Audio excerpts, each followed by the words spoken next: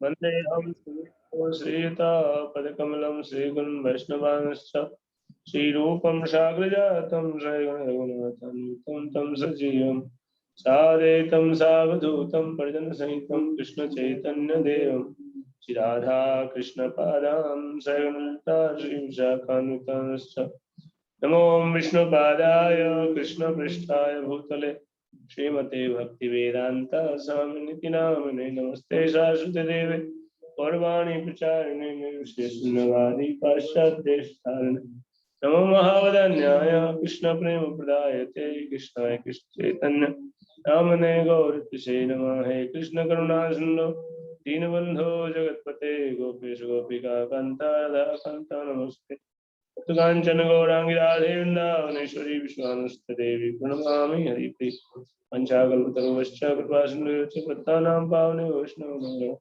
जय श्री कृष्ण चैतन्य प्रभु नित्यानंद श्री अद्वैत गदाधर शिवासादि गौर भक्तवृंद हरे कृष्ण कृष्ण कृष्ण हरे हरे हरे राम राम राम हरे हरे।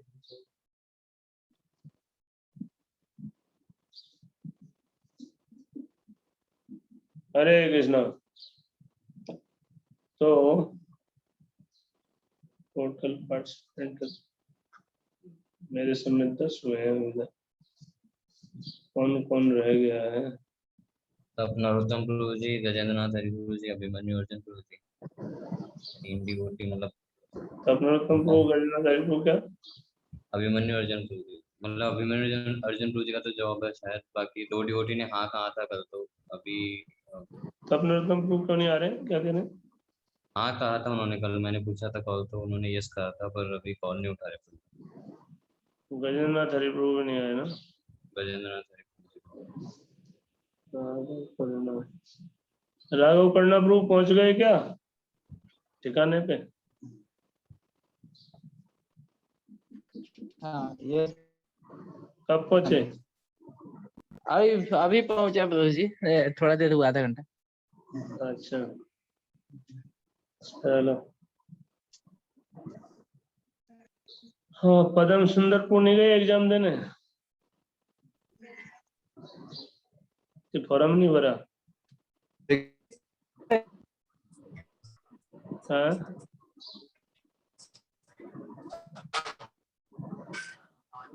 हमारी न्यारी पदम सुंदरपुर। हाँ हरे कृष्ण।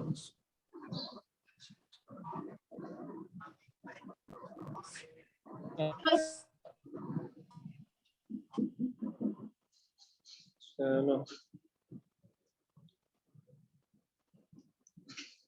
तो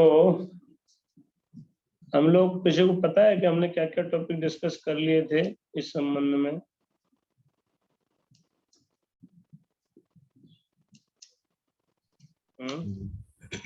हरे कृष्ण। लास्ट बीच में एक हमने युक्त हार VRS का भी टॉपिक किया था इससे में, इससे पहले नहीं, बलराम बलराम पूर्णिमा से पहले। हाँ, और उससे पहले तक हमने ये डिस्कस कर लिया था कि विनम्रता और सरलता 2 मुख्य पिलर हैं भक्ति में आगे बढ़ने के लिए, और संबंध ज्ञान के बारे में डिस्कस किया था कि संबंध ज्ञान की और ज्ञाता की बारे में, और 3 चीजों से प्रेरणा मिलती है हमें। और नाम जप पे तो हमने बहुत सारी क्लासेज की हैं, है ना? नाम मुख्य है, लेकिन ध्यान पूर्वक नाम जप करना ये बहुत जरूरी है। अपराध से बचते हुए, 10 अपराधों से बच के नाम लेना, यही साधना है एक्चुअली। कलयुग में साधना यही है। नाम तो लेते हैं लेकिन लापरवाही से नहीं। नाम जो है 10 अपराधों से बच के नाम लेना चाहिए। तो पहला अपराध है कि वैष्णव की निंदा करना। अब ये दोनों अपराध है, वैष्णव अपराध भी है, नाम अपराध भी है। तो वैष्णव अपराध जो है, ये वैष्णव निंदा, इससे बचना चाहिए। और इससे बचेंगे कैसे? जब वैष्णव में दोष नहीं देखेंगे, है ना? अगर हमको वैष्णव निंदा से बचना है तो हमको वैष्णव से प्रेम करना सीखना पड़ेगा, वैष्णव सम्मान करना सीखना पड़ेगा। जब हम वैष्णव में दोष देखेंगे तो हम उनका दोष ही बखान करेंगे, गुण देखेंगे तो गुण का बखान करेंगे, है ना। दोष सब में होते हैं, लेकिन जो है हम ऐसा नहीं सोचना चाहिए कि भाई तो उन दोष है तो क्या हो गया, दोष तो बड़ी बात नहीं है, संसार में सबके अंदर दोष है। ये अच्छी बात क्या है, अच्छाई भी तो है ना। तो अच्छा पार्ट को देखो, है ना। आप अगर बुराई देखोगे तो बुराई वही जो दो स्वभाव होते हैं, एक मक्खी का और एक मधुमक्खी का, है ना। तो साधारण जो घर की में मक्खी होती है वो गंदगी में बैठती है, गंदगी फैलाती है, और मधुमक्खी शहद पे फूल पे बैठती है और शहद निकाल लेती है ना। और शहद को इकट्ठा करती है, फिर लोग उस शहद मिलता है उस मधुमक्खी के छत्ते से सबको। तो हमारे ऊपर है कि हम लोग क्या बनना चाहते हैं। वैष्णव को सारग्राही होना चाहिए, सारंग विसार वो। वैष्णव हमेशा अच्छी क्वालिटी देखते हैं, है ना।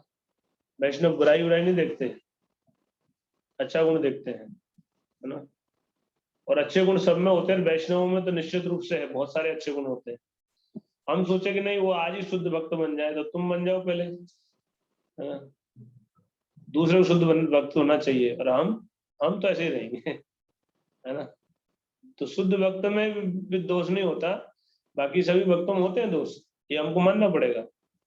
और हम ऐसा नहीं सोचे कि वो शुद्ध भक्त क्यों नहीं है क्यों नहीं है, तो आप कृपा कर दो, आप आशीर्वाद दे दो, भगवान से आशीर्वाद दिलवा दो, कुछ करके शुद्ध भक्त बना दो हमको, है ना। शुद्ध भक्त में कोई दोष नहीं होता। शुद्ध भक्त में जो है दोष देखने वाला शुद्ध भक्त में दोष देख लेता है अलग, जिसकी प्रवृत्ति बन जाती है वो सब में दोष देखता है, और ये बहुत घातक प्रवृत्ति है, जिसके कारण फिर वैष्णव अपराध होता है।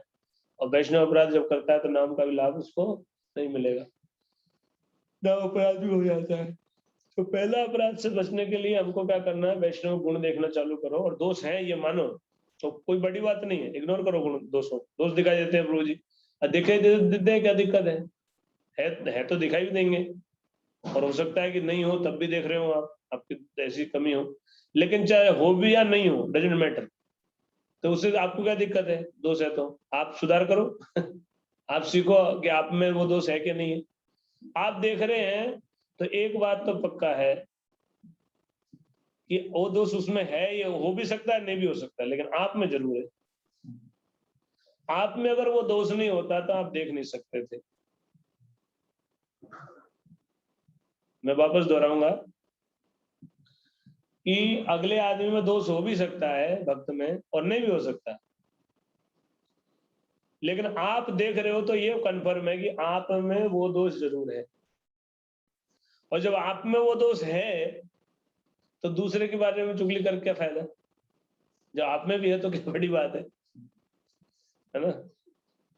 किसी भी तरह समझ लो, भक्तों में अच्छे गुण देखना चालू करो, दोष सब में होते हैं, दोषों से संसार में है तो दोष हैं, लेकिन अच्छाई भी होती है बहुत वैष्णवों में, और अच्छाई देखना चाहिए बुराई देखने की बजाय। तो पहला तभी जाके हम वैष्णव निंदा से बचेंगे, वैष्णव अपराध से बचेंगे। और बाहर से हम कितना भी नाटक कर लें, लेकिन अगर अभी प्रवृत्ति को सुधारेंगे नहीं इस तरह से, तो फिर वैष्णव अपराध करेंगे। दोष देखते हैं मन में ही, बोलते नहीं भले, लेकिन मन में दोष देखते रहते हैं, दोषों को चिंतन करते रहते हैं, तो दोष आप बोलेंगे भी, फिर व्यवहार भी होगा, है ना। आप भक्तों को रेस्पेक्ट, जैसे ही दोष देखते थे आप उन भक्तों को रेस्पेक्ट नहीं कर रहे हैं।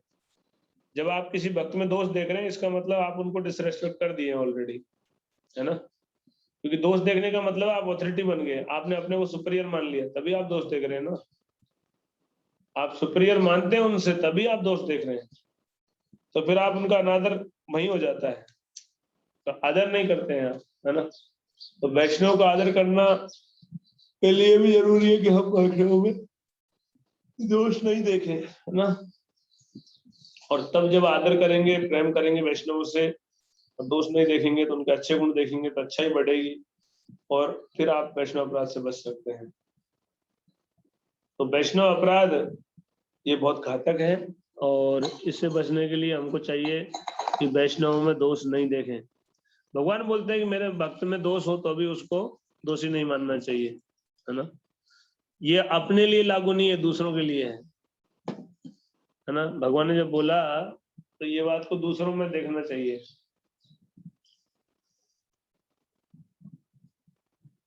कोई वक्त में दोष भी दिखे लेकिन वो भजन कर रहा है तो उसको साधु मानना चाहिए, भगवान ये बोलते हैं, है ना।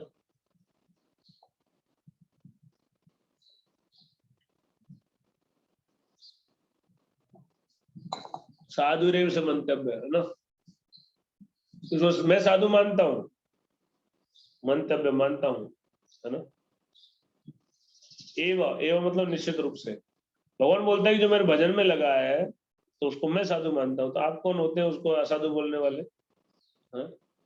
है आपकी इतनी हिम्मत? भगवान से बड़े हो गए आप। जो भक्त भजन कर रहा है उसमें दोष देखे तो भी दोष जो है नहीं है, उसमें जो है वो साफ हो जाएगा। क्या क्या बड़ी बात है, वो दोष आप में भी है, उसमें क्या हो गया? साधु है वो, मानना चाहिए उसको सब, उसमें कुछ दोष दिखे तो भी, है ना। तो इसलिए वैष्णव का आदर करने के लिए हमको आवश्यक है कि हम वैष्णवों के दोष देखने की बजाय अच्छे गुण देखने का अभ्यास करें, सीखें, अपने मन को ऐसे प्रशिक्षित करें कि हम वैष्णवों के दोष देखने की बजाय उनके अच्छे गुणों को देखें। और हम लोगों का वही बात, और वैष्णव दोष आसानी से दिखते हैं, एक बड़ा कारण है इसका। वैष्णव में दोष बहुत आसानी से दिखते हैं और संसार के लोगों में दोष नहीं दिखते। हमने देखा, आप देखोगे वैष्णव में दोष देखोगे और बाहर का आदमी उसमें कोई दोष नहीं देखोगे, उसकी आलोचना नहीं करोगे ऐसा करता है वैसा करता है। भक्त अरे वो प्रभु जी ऐसा करते हैं वैसा, है ना। और कोई बाहर का आदमी आएगा उसको नहीं बोलेंगे कैसा करता है वैसा करता है ना। तो क्यों? जैसे एक मतलब साफ सुथरा कपड़ा होता है ना, उनमें जैसे व्हाइट, आपका व्हाइट कपड़े पहनते हैं आप लोग, तो व्हाइट धोती कुर्ता है, उसमें छोटा सा दाग भी होगा ना, काला धब्बा के छोटा सा है, वो भी दूर से दिखेगा। लेकिन बाहर के लोग तो रंग बिरंगे कपड़े पहनते हैं, है ना, और उसमें भले पूरा ही काला पड़ा हो, कब का धोया है पता ही नहीं चलता, है ना। शर्ट कब की धोई है, काला दाग भी लगा है, कुछ पता नहीं चलेगा जल्दी से, क्योंकि पूरा ही काला है। तो काली शर्ट पहनी हुई है तो काला क्या दाग दाग पता चलेगा, है ना। तो वैष्णव क्या है, साफ सुथरा होता है, उनका शुद्ध होता है, कोई थोड़ा बहुत कमी होती है तो वही क्लियर क्लियर दिखती है ना। पूरा साफ से ना एकदम, विचार नियम पालन करता है और बहुत बहुत सारे गुण उसमें हैं, और साफ है एकदम उसका चरित्र। और उसमें थोड़ा सा दाग होगा तो वो भी दूर से ही साफ नोटिस में आता है ना। लेकिन संसारी व्यक्ति में क्या है, शुद्ध तो पूरा गड़बड़ है उसका, है ना, कुछ तो ठीक है ही नहीं, चार नियम पालन नहीं करता वो तो। इसलिए उसमें जो है ना वो लगता है यार ठीक है जो भी है अच्छा है ना, उसमें अच्छा ही दिखाई देती है कभी कभी। और दोस्त तो बोले यही क्या करेंगे, और दोस्त ऐसा स्पेसिफिकली दोस्त नहीं दिखते, वैष्णव में स्पेसिफिकली दोस्त दिखते हैं तुरंत। इवन बाहर के लोगों को भी है, बाहर के लोग भी वैष्णव को तुरंत दोस्त देखते हैं। कारण यही वैष्णव का जो है वो साफ धोती, सफेद धोती की तरह है वैष्णव, जिसमें थोड़ा सा दाग भी है तो दूर से दिखाई देता है। लेकिन हमको ये समझना चाहिए कि उसका पूरा जो, चंद्रमा पे भी दाग है लेकिन चंद्रमा कोई बड़ाई, सब बड़ाई करते हैं। तो वैष्णव में दोष दिखे तो उसको कैसे देखना चाहिए, जैसे चंद्रमा को, चंद्रमा की आज तक कोई निंदा करते हुए कोई कविता लिखी आपने सुनी है? चंद्रमा बहुत कविता लिखते हैं लोग, है ना, चंद्रमा की सुंदरता से तुलना करते हैं, चांद सा टुकड़ा, चांद सा मुखड़ा ऐसे बोलते हैं। अब चांद, लेकिन उसमें दाग है ना, चंद्रमा के अंदर काला धब्बा है, आप लोगों को पता है नहीं कि नहीं है? रात में देखना, फुल मून को देखना कभी, उसमें काला दाग होता है अंदर, है? आप लोगों को जानकारी है ये कि नहीं है? नहीं है? अरे कितने लोगों को पता है चांद में धब्बा होता है? हाँ, कई लोगों ने हाथ, प्रदीप ने हाथ उठाया है, ऋषि प्रभु ने हाथ उठाया है, तमरत्न ने यश लिखा है ना। इतने जल आए, तुम किस दुनिया में रहते हो भाई? हमारे को राम प्रभु ने लिखा है, वल्लभ प्रभु ने लिखा है, किताबों में घुसे रहते हो, बाहर नहीं निकलते किताबों से, दुनिया को देखना चाहिए, है? उन्होंने हाथ उठाया। हाँ, तो ये कुछ लोग सबको पता है लगभग लगभग। तो ये हैंड डाउन कर लो ना। तो चंद्रमा पे दाग होता है लेकिन सब चंद्रमा की बड़ाई करते हैं कि चंद्रमा बहुत सुंदर है, ऐसा नहीं बोलता कि अरे क्या चंद्रमा, उसमें काला धब्बा है। काला धब्बा भले ही है लेकिन है तो सुंदर ना वो, उसमें थोड़ा सा दाग हो गया तो क्या हो गया, है ना। तो ऐसे ही भक्त जो होते हैं उनका वो चंद्रमा के समान है, उनमें थोड़ा सा कमी है तो उसके लिए उनको वो है ना, ऐसा नहीं कह सकते कि वो भक्त अच्छे नहीं है। भक्त हमेशा अच्छा होता है, भक्त हमेशा महान है, क्योंकि भगवान का भक्ति कर रहा है वो तो महान है, निश्चित रूप से महान है। उसमें बहुत अच्छे गुण होते हैं, देवी गुण होते हैं। थोड़े बहुत आप गुण का अगर थोड़ा सा दिखता है तो उसको हमको इतना वो नहीं देना चाहिए तवज्जो कि हमें ना वैष्णव को दोष देखें। तो ये बहुत बुरी प्रवृत्ति है, असली प्रवृत्ति है। इतना अच्छा गुण को छोड़ के आप दोष देखने जा रहे हो, है ना, ये बहुत ही खतरनाक है। तो हमको ये चीज को समझना चाहिए। और वैष्णव में दोष दृष्टि की बजाय अच्छा ही देखो, अच्छा ही देखोगे तो आप स्वाभाविक रूप से उनको रेस्पेक्ट करोगे। जो रेस्पेक्ट करोगे तो अपराध का कोई चांस ही नहीं है ना। वैष्णव अपराध का मुख्य कारण है वैष्णव में दोष देखना। अगर वैष्णव अपराध से बचना है तो अच्छा ही देखना शुरू करो। वैष्णव में अच्छा ही देखो और सम्मान करना सीखो वैष्णव का। वैष्णव का अगर सम्मान करोगे तो अपराध नहीं होगा, अपराध हो भी जाएगा तो आप माफी मांग लोगे, हो जाएगा, ठीक, क्लियर हो जाएगा, है ना। तो ये जो है पहला नंबर अपराध है, और ये करेंगे तो हम भक्ति में फिर कहीं नहीं जा सकते, ये बात को समझना होगा। भक्ति में हम कुछ भी प्रोग्रेस नहीं कर सकते हैं अगर ये अपराध करते हैं तो। इसलिए जो है ये अपराध तो हमको बचना चाहिए इस अपराध से। दूसरा नंबर अपराध है कि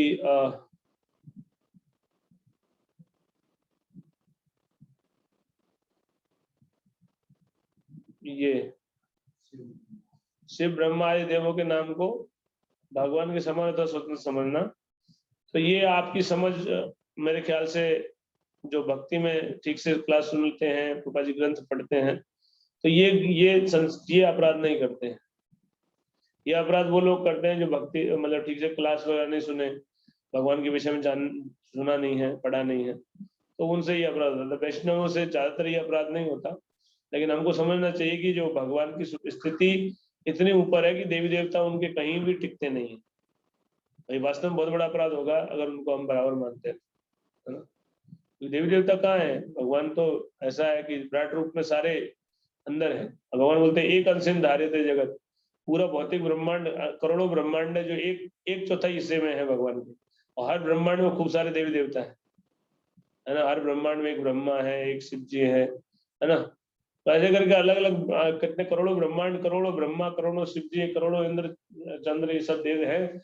और सब भगवान बोलते हैं कि ये सारे करोड़ों करोड़ों कितने, एक चौथाई सृष्टि का हिस्सा है भगवान की, है ना। 3/4 वैकुंठ जगत है। तो इस बात को हमको समझना चाहिए और हमको ये अपराध से बचना चाहिए कि भगवान की पोजीशन देवी देवताओं के समान कभी गलती से भी नहीं माने।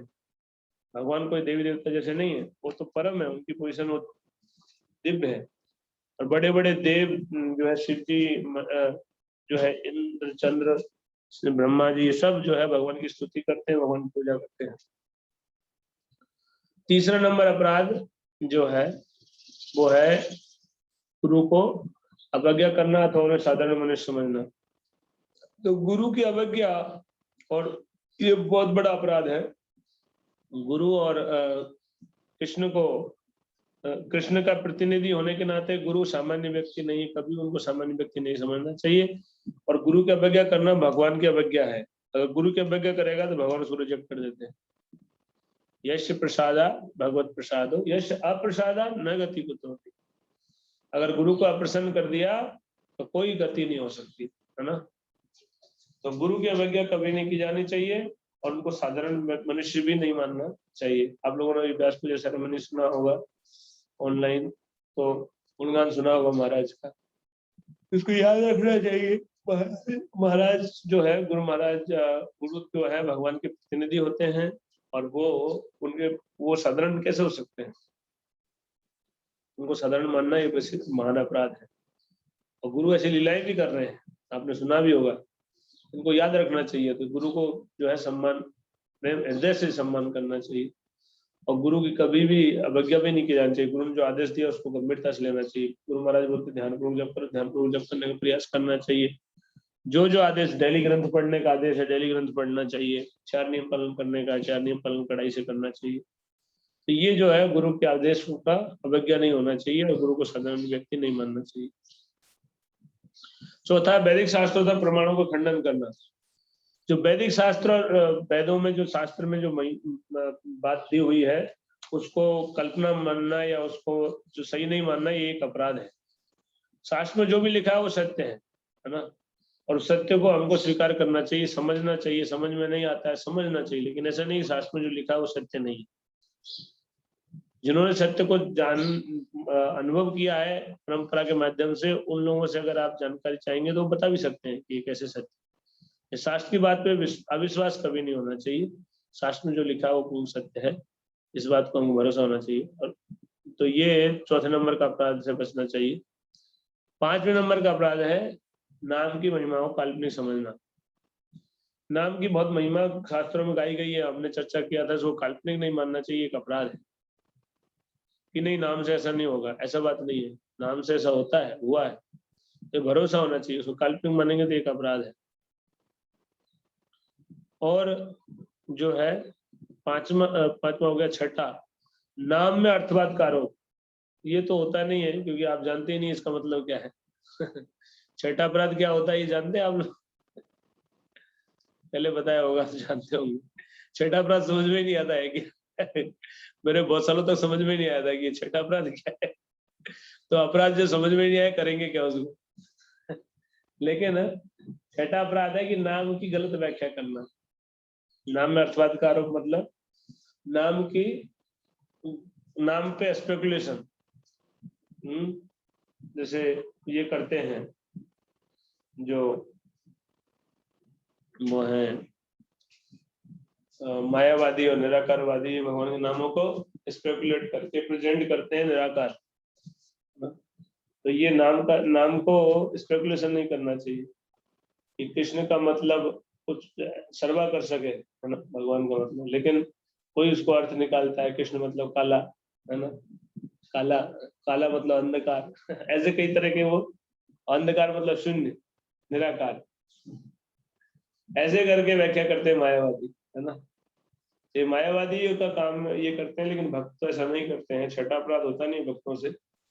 और 7वां अपराध है जो नाम के बल पर पाप करना। नाम नो ही बलात् पाप बुद्धि। ये प्रभुपाद जी ने सबसे खतरनाक इन अपराधों में ये बताया, है ना। नाम के बल पर पाप करना सबसे भारी अपराध है, और इतने अपराध उन सब में सबसे ज्यादा भारी प्रभुपाद जी ने इसको बताया कि नाम के बल पर पाप करना। कि वही पाप तो हम जीवन भर, नाम की इतनी महिमा है कि नाम लेने से करोड़ों करोड़ों जन्मों पाप कट जाते हैं, तो एक पाप कर लेता हूँ क्या फर्क पड़ता है ना। आज इच्छा हो गई, बहुत दिन हो गए, कई साल हो गए, अंडा छोड़ दिया मैंने खाना है, आज खा लेता हूँ, है ना। कितने साल से नहीं खाया, क्या है, माला तो कर ही रहा हूँ, एक नाम से इतने पाप कट जाते हैं, तो मैं तो एक अंडा खा रहा हूँ।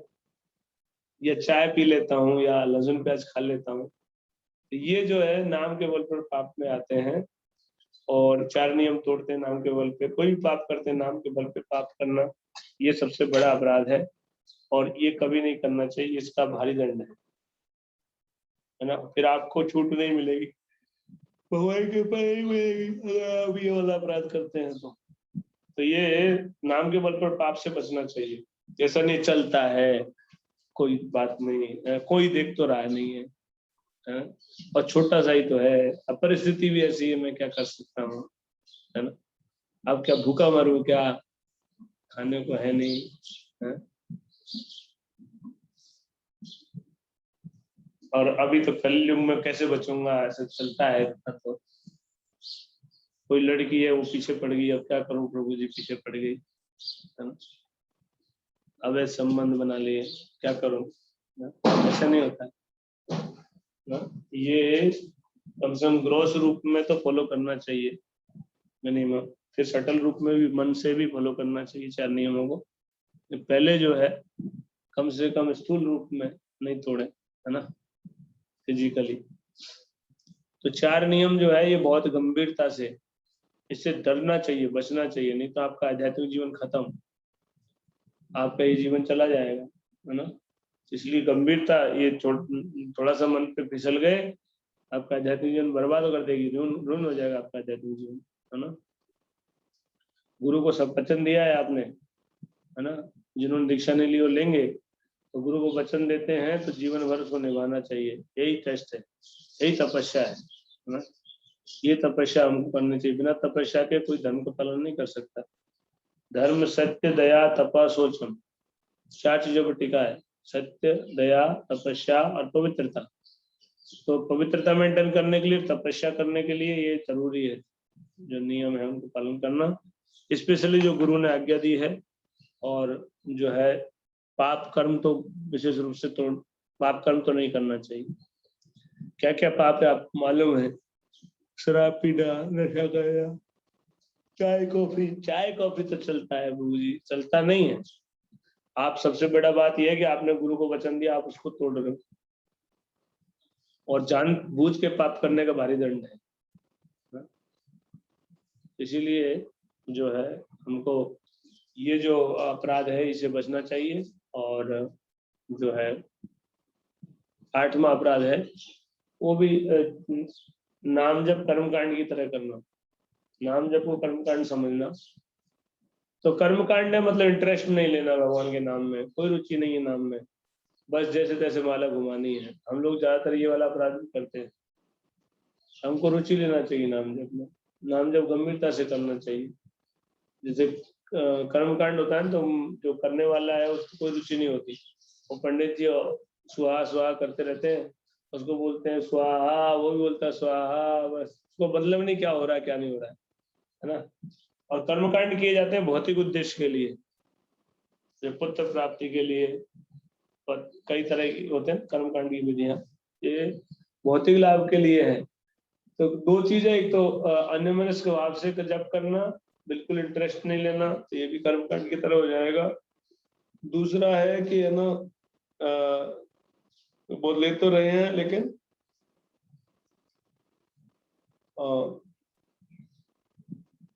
जो अभी बताया था ना मैंने, भौतिक इच्छाओं के लिए, है ना। जैसे नौकरी के लिए नाम जप कर रहे हैं, नौकरी लग जाए, नाम जप इसलिए कर रहे हैं कि धन आ जाए, नाम जप इसलिए कर रहे हैं कि अच्छा स्वास्थ्य रहे, तो ये सबके लिए अगर नाम जप करते हैं तो कर्मकांड की तरह हो जाता है। या पुत्र हो जाए, पत्नी मिल जाए, ये सब नाम जप के लिए अगर इनके लिए करते हैं, भौतिक लाभ के लिए नाम जप करना है, कर्मकांड की तरह नाम जप करना है। और दूसरा, नाम जप में बिल्कुल रुचि नहीं लेना और ऐसे कर्मकांड के भाव में करना, बिल्कुल कोई मतलब नहीं है, बस उद्देश्य से मतलब है कि मेरे को तो मसूल माला घुमानी है और मुझे जो मिलना है वो चीज चाहिए बस, है ना। तो ये नहीं, उसको ध्यानपूर्वक करना है नाम जप को, और जो है भगवान की प्रसन्नता के लिए करना चाहिए, गुरु प्रसन्नता के लिए करना चाहिए नाम, और किसी उद्देश्य नहीं। और जो है कितने हो गए? 8। 9वां है अश्रद्धालु को नाम की महिमा का प्रचार करना। ये वाला अपराध हो जाता है कभी कभी, इसलिए ध्यान रखना चाहिए कि नाम जप जो शुरुआत में कोई व्यक्ति को आप नाम जप की श्रद्धा नहीं है, उसको नाम की महिमा बताओगे तो वो काल्पनिक समझेगा, तो वो अपराध कर दिया नाम के चरणों में, है ना।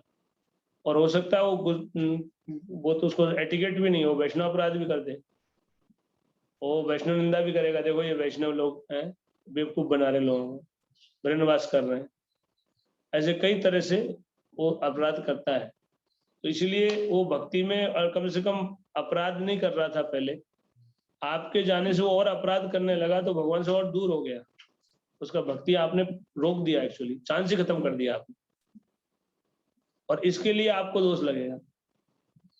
अगर अश्रद्धालु व्यक्ति को नाम की महिमा आप बताते हैं तो उससे वो ऐसा काम कर देता है जिससे उसका भक्ति के चांस ही खत्म हो जाते हैं, फिर वो भक्ति में कभी आएगा नहीं,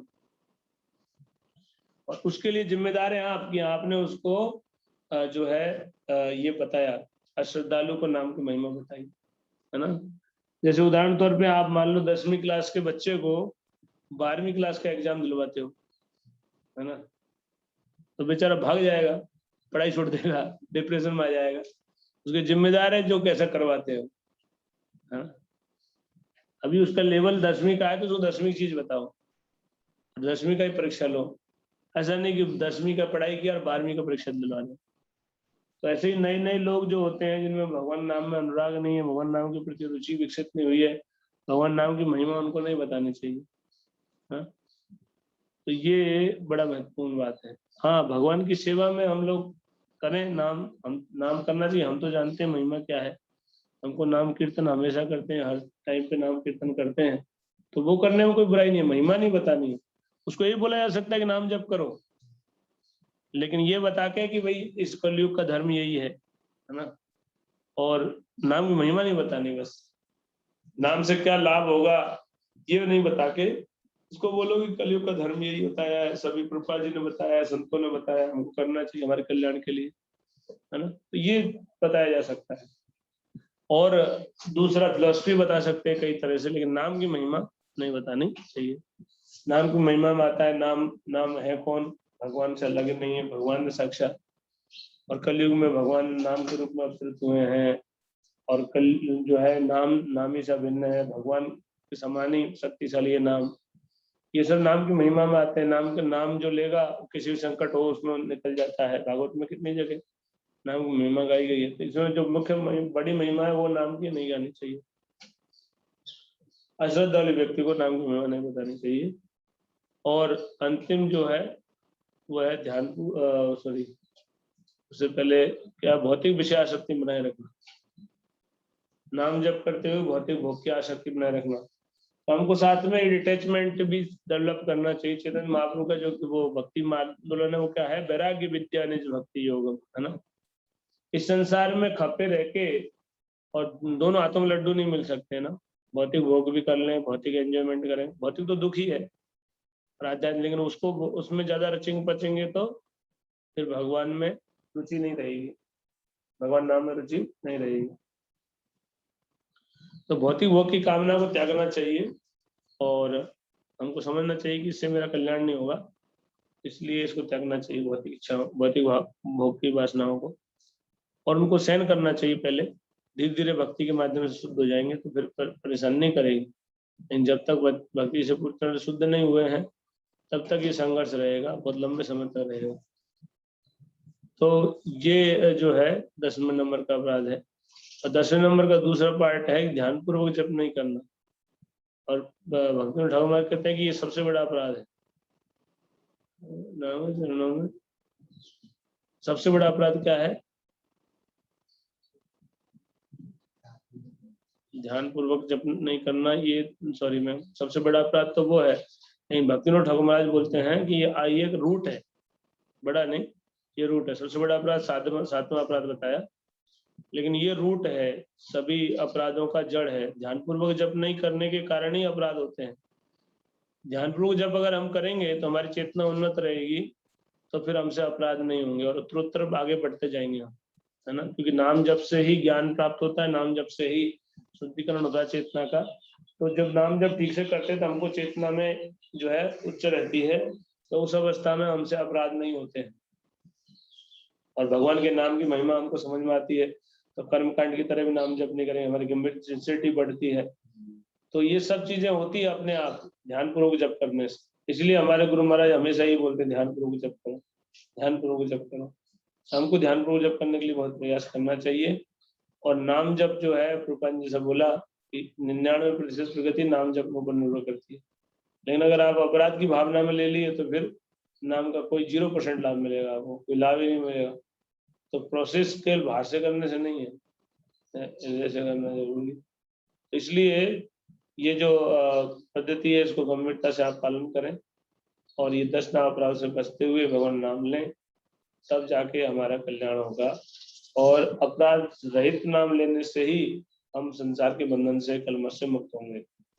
अपराध सहित नाम जब तक ले रहे हैं तब तक कलमश शुद्ध नहीं होगा हृदय का, न हृदय शुद्ध होगा न वातावरण शुद्ध होगा। इसीलिए प्योरिटी इज द फोर्थ में बोला है। तो आप लोगों को आगे आना चाहिए, केवल एक माया उसमें चला गया, सत्संग ग्रुप में चला गया। तो मैं क्या बोल रहा था मैं, अपराध रहित नाम लेना चाहिए। और ध्यानपूर्वक नाम जप करने के लिए, ध्यानपूर्वक नाम जप करने से सारे अपराधों से बच जाते हैं। और ध्यानपूर्वक नाम जप करने के लिए सुबह का टाइम बेस्ट टाइम। अगर आप सुबह जप करते हैं तो अब स्वाभाविक रूप से ध्यानपूर्वक नाम जप हो जाता है, दिन में ध्यानपूर्वक जप नहीं होता। इसलिए हम लोग आपको अवसर दे रहे हैं, ऑनलाइन जप होता है 5 से 7, उसमें आप लोग जुड़े और भक्तों के संग में जप करें। इस बहाने से आपका जप हो जाएगा और आप भक्ति में तीव्र प्रगति करेंगे, क्योंकि 99% प्रगति नाम जप पर निर्भर करती है। तो इसको गंभीरता से करना बहुत जरूरी है।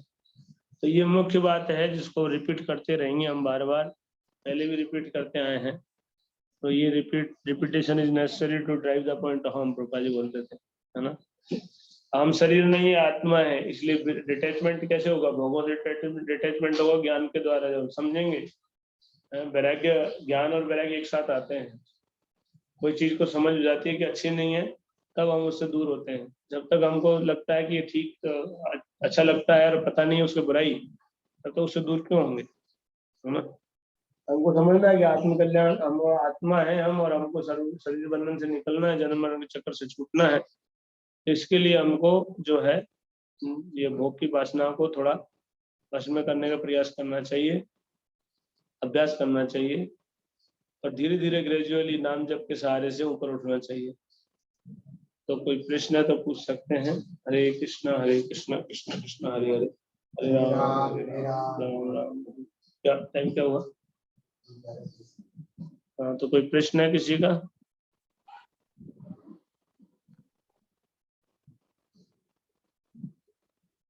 दस अपराधों से बच के नाम जप करने के ऊपर हम बोले हैं आज ना। समझ में आया आप लोगों को? अपराध रहित होकर नाम लेना है ना। वो भजन भी है ना कि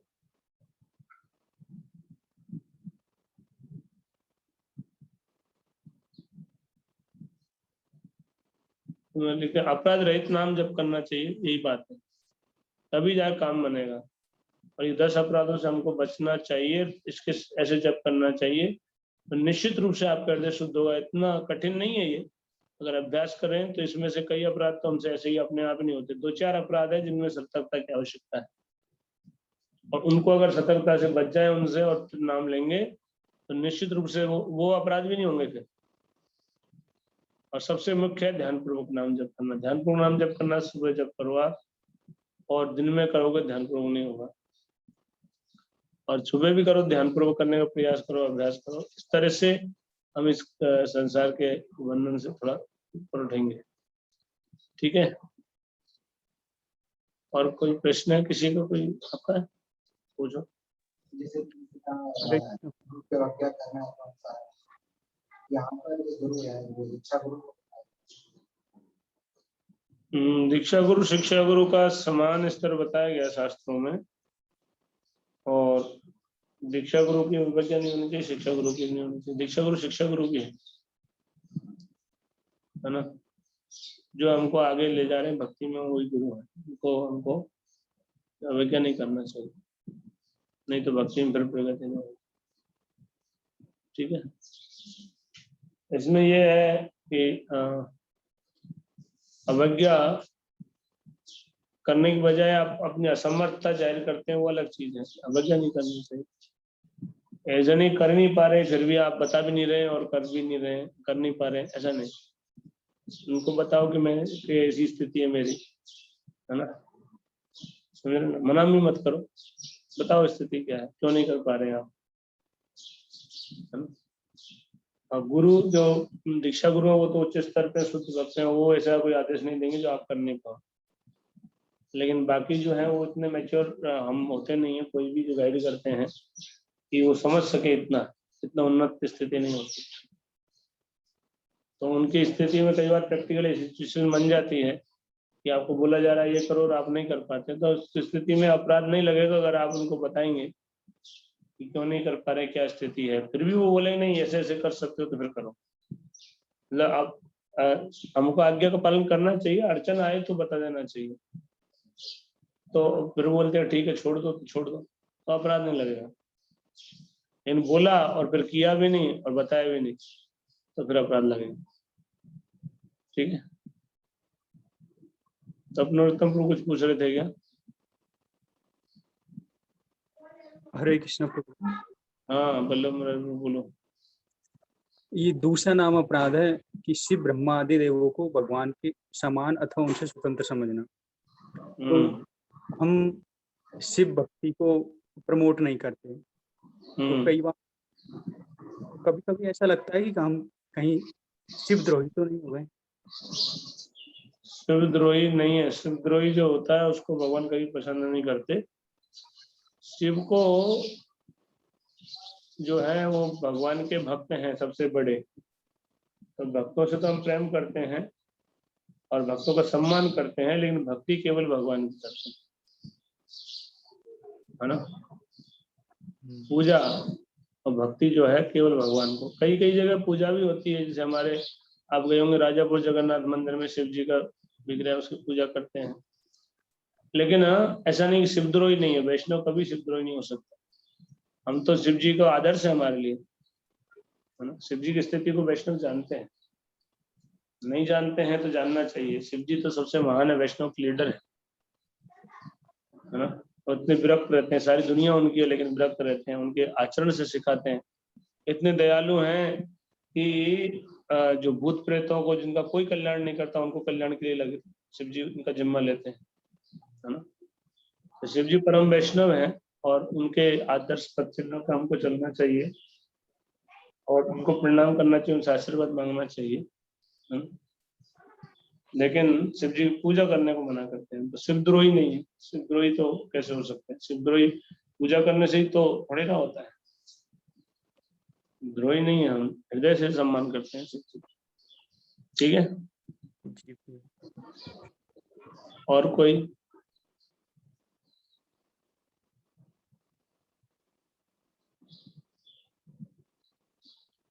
और कोई प्रश्न किसी का?